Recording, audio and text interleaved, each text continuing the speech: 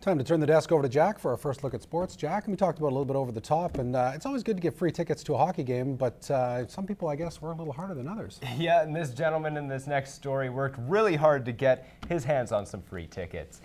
34 years ago, the MS Society became a part of Lloydmisnter's community, and 5 years later, the Border City welcomed their first Junior A hockey team, and today, both organizations paid tribute to a key link between the two. Joe Bellier was one of the founding fathers of the Border City's first Junior A team, the Lloydmisnter Lancers. The team has changed names twice since then, but Bellier still has remained a proud supporter. Don't forget to get out to see them Bobcats. They're having a great year. The players are aware of the history, but they can see it firsthand, right? When they see somebody who's been involved with it for so many years. So. Since his retirement, he has also become a committed volunteer to the MS Society. He's always eager to help out and give us a hand whatever we need, and it just helps our society run smoothly and gives us a chance to give back. Today, the Lloydmisnter Bobcats and the MS Society showed their appreciation for everything Bellier has done for his community. He has been given 6 tickets to an upcoming Bobcats game. It's really exciting for us because it just shows that there's lots of community support, and they're a nonprofit too, so just being able to feed off each other and give each other support and just give our members a chance to do something different that they maybe wouldn't have a chance to do normally. Looking back, it's great to have such a humble and nice guy still in the community and still coming to the games, so we're happy to have him there. He's a good presence in the rink. He cheers on the boys, so yeah, really neat. Bellier is thankful for the Bobcats' continued role in the community and is excited at the prospect of the cure of MS in the future. The Bonneville Pontiacs were on the road last night against the Canmore Eagles, and to say the Eagles have struggled so far this season would be a huge understatement. Canmore has only won 4 games out of their 21 so far heading into last night.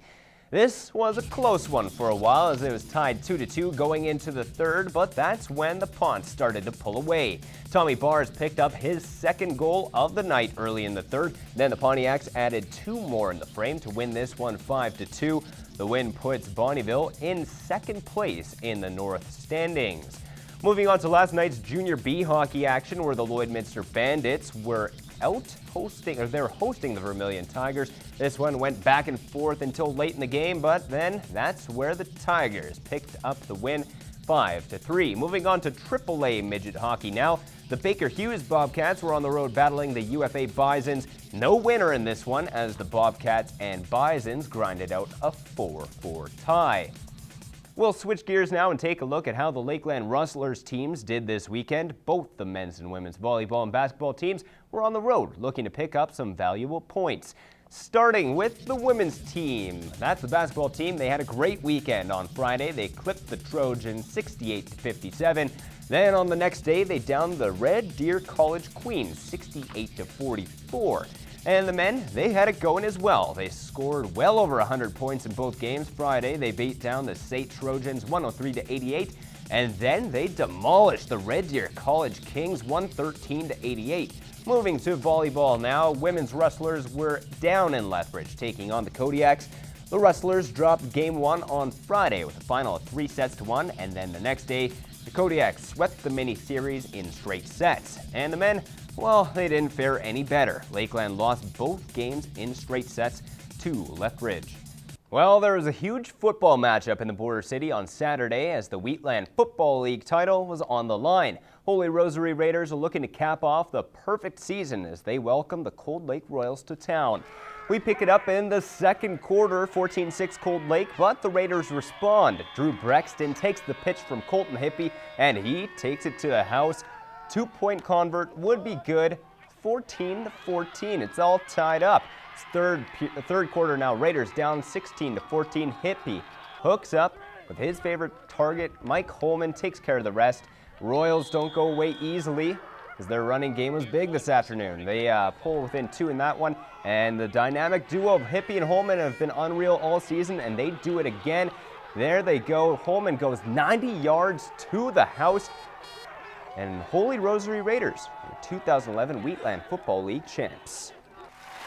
Our kids are good. We got a good football team. Our kids are good.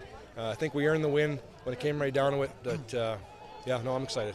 Oh, it's unreal, you know. We worked so hard all year for this, but just to come out and get it the way we did, it was just, can't say enough. There was nothing that was going to stop me today. Nothing. This game meant everything to us, to me, and this team. Nothing was going to stop us today. Now, this is how things are shaping up for provincial, starting with Tier 2. The Bonneville Voyageurs will be at home Saturday as they're set to battle the Austin O'Brien Crusaders. In Tier 3, the Cold Lake Royals will face the Stettler Wildcats, and finally, the 2011 Wheatland Football League champion Holy Rosary Raiders will take on the West Central Rebels in their Tier 4 regional semifinals.